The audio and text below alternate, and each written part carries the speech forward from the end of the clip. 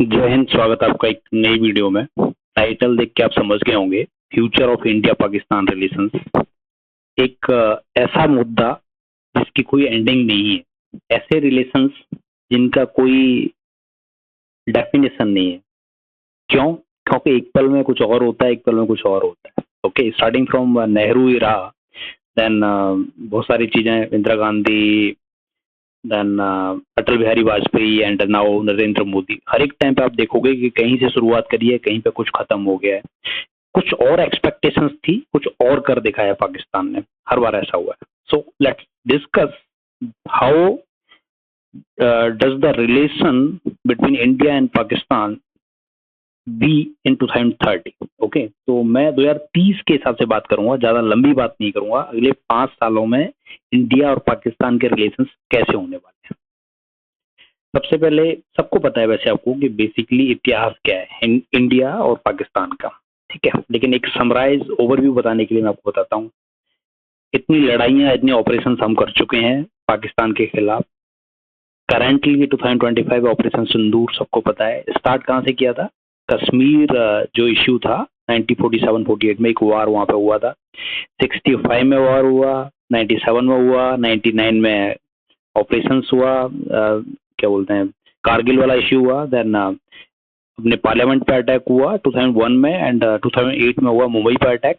तो पाकिस्तान की कायरता है सारी की सारी जो मैं आपको बता रहा हूँ। And 2016 and 19 Uri and Pulwama attacks that you are all aware about. Okay, surgical and Balakot strikes. Then 2025 में पहलगाम। तो हर बार इंडिया ने खैर जवाब दिया है पाकिस्तान को। इसलिए बोल रहा हूँ कि मैं रिलेशन जिसको परिभाषित नहीं किया जा सकता, क्योंकि इससे पहले रिलेशन कुछ और थे, इस बीच में कुछ और थे, इस बीच में कुछ और थे, इसके बाद कुछ और, अभी अभी कुछ और, ठीक है।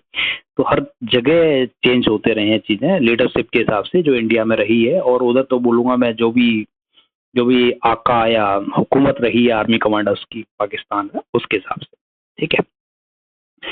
तो 2030 में क्या शेप लेगी हमारी इंडियन आर्मी, क्या शेप लेगी हमारी Indian air force and Indian navy, ये जानना बहुत ज्यादा जरूरी है बजाय कुछ और जानने के।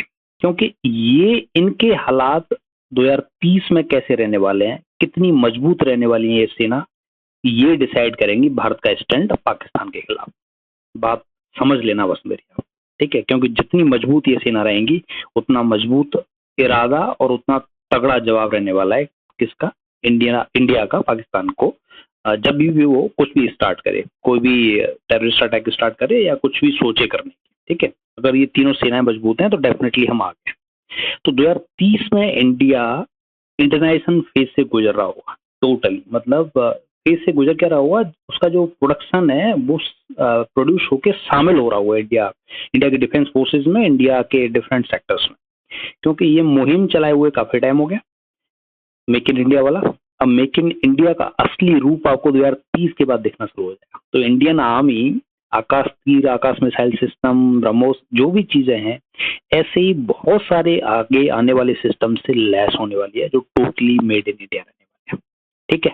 तो ताकत डेफिनेटली बढ़ेगी और उससे ज्यादा बढ़ेगा कॉन्फिडेंस। क्यों? क्योंकि अब हमें रशिया या फिर यूएसए से ऑर्डर करके चीजें नहीं मंगानी पड़ेगी, यही हमारे देश में ही उपलब्ध होंगी, ठीक है। तो उससे कॉन्फिडेंस बढ़ेगा हमारे आर्मी की लीडरशिप का। तो इंडियन आर्मी डेफिनेटली और कई गुना ज्यादा मजबूत हो जाएगी 2030 में। इंडियन एयरफोर्स, क्योंकि लड़ाई आपने समझा होगा कि ये लड़ाई जो ऑपरेशन सिंदूर हुआ है, drone, air defence system, aircraft, ऐसी ही लड़ाई है ना। आज के टाइम पे आप देखोगे कि 42 फाइटर स्क्वाड्रन की रिक्वायरमेंट है इंडियन एयरफोर्स को, लेकिन है कितने? 31 है। कौन कौन से एयरक्राफ्ट है? ये एयरक्राफ्ट है, ठीक है। Su-30 से लेके जगुआर, MiG-21, MiG-29, ये सारे हैं, ये कॉम्बिनेशन। लेकिन फ्यूचर में जो एयरक्राफ्ट जुड़ने वाले, मैं ये नहीं बोला कि 2030 में एयरक्राफ्ट आ जाएंगे, लेकिन ये आपको दिखना शुरू हो जाएंगे, प्रोटोटाइप एंड ऑल जो भी है।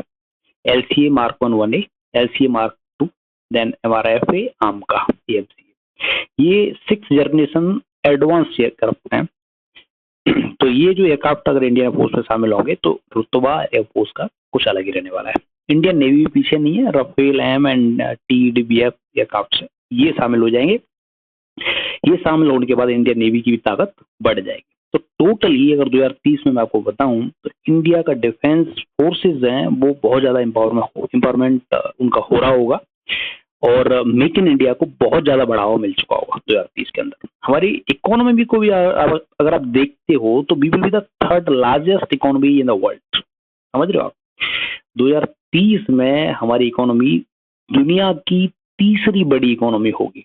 तो in terms of like purchasing power और in terms of like expenditure और जो एक मनी पावर होती है उसमें भी हम बूम बूम कर रहे होंगे कहीं ना कहीं।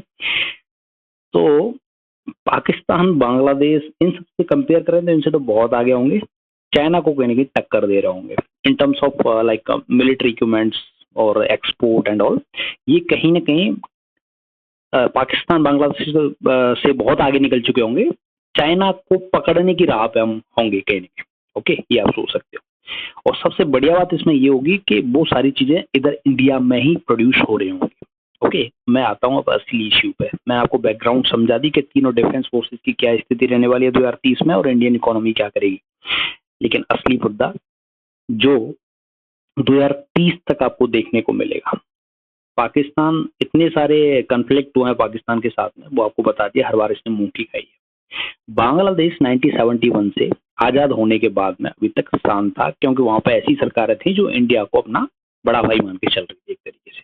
ठीक है, तो क्योंकि जो आपने देखा हुआ शेख हसीना एंड जो भी रही वहां पे, इंडिया के साथ में कनेक्शन बहुत अच्छे रहे। आज के टाइम पे because of this person, current के हालात बता रहा हूँ आपको, ये कौन है जानते हो आप? टर्की।